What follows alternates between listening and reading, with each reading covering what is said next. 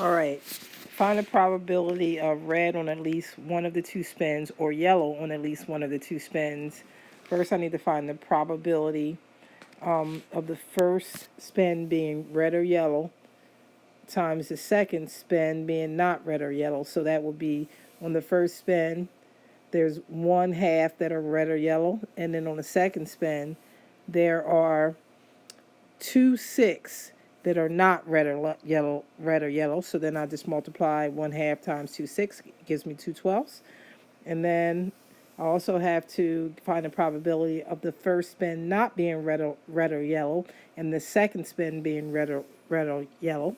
So the first spin not being red or yellow is also 1/2, and then the second spin being red or yellow is 4 out of 6. So 1/2 times 4/6 is 4/12.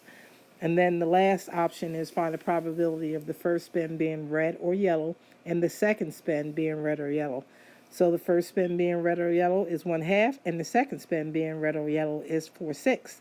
So 1/2 times 4/6 is 4/12.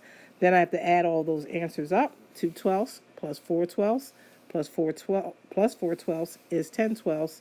10/12 is reduced to 5/6.